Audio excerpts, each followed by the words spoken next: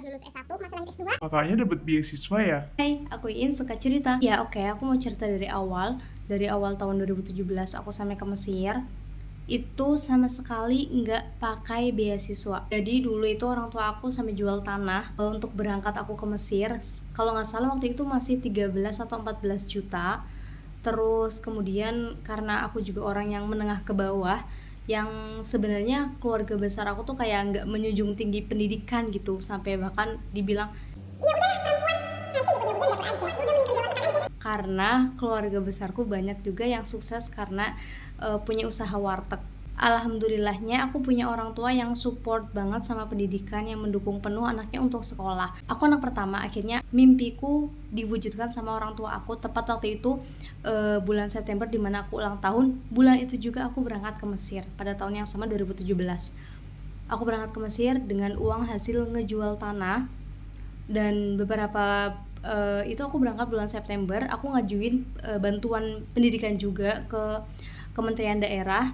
Itu aku dikasih, alhamdulillah bisa buat pegangan aku sampai Januari. Jadi September, Oktober, November, Desember, Januari itu aku nggak dikirimin sama orang tua. 1 tahun pertama itu masih belum kuliah, persiapan bahasa dulu. 2018 barulah aku mulai kuliah. Tahun 2018 ini mulai kan banyak banget di sini tuh, banyak banget beasiswa dari orang Mesir, dari yayasan yang ada di Mesir sendiri.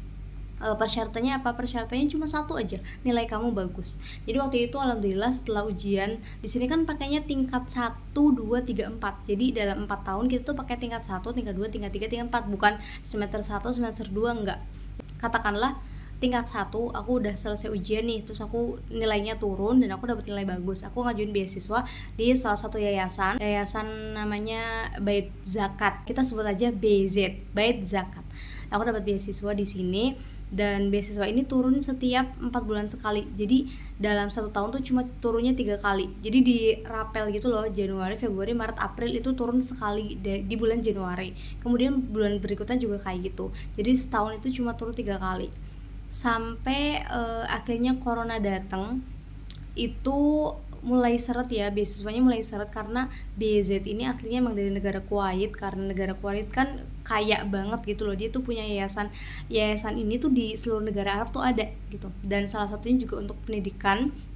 BZ ini dapat beasiswa lah. Terus aku juga masih sering dikirimin sama orang tua. Jadi beasiswa di sini tuh gimana? Beasiswa di sini tuh nggak ada tuntutan sama sekali. Bukan kayak, aku nggak bilang bahwasanya beasiswa di Indonesia tuh nggak boleh kayak gini ya, nggak. Tapi ya sah-sah aja gitu. LPDP, Basnas, yang lainnya itu kan mereka mewajibkan setelah lulus kita harus pulang dan ngabdi ke negara, entah di sekolah manapun yang kita inginkan atau sesuai dari peraturan pemerintah. Tapi kalau di sini orang Mesir itu ngasih beasiswa itu terserah aja. Mereka tuh ngasih ya udah, yang penting kamu tuh hidup layak, punya sepatu yang layak, punya baju yang layak, punya kerudung yang layak, punya buku pulpen yang layak untuk kamu belajar tuh biar nyaman gitu. Mereka tuh cuma untuk sekedar itu aja. Aku pernah punya cerita. Jadi waktu aku tingkat 3 mau naik tingkat 4, jadi tingkat akhir, itu aku ketemu sama ibu-ibu Mesir. Beliau itu kayaknya wanita karir banget lah. Ketemu di pengajian, di salah satu majelisnya salah satu guru kita, dan setelah ngobrol-ngobrol beliau mau membiayai aku. Tiba-tiba beliau tuh mau ngasih uang tiap bulan ke aku. Aku udah dapat beasiswa dari BZ dan aku dapat uang lagi dari beliau.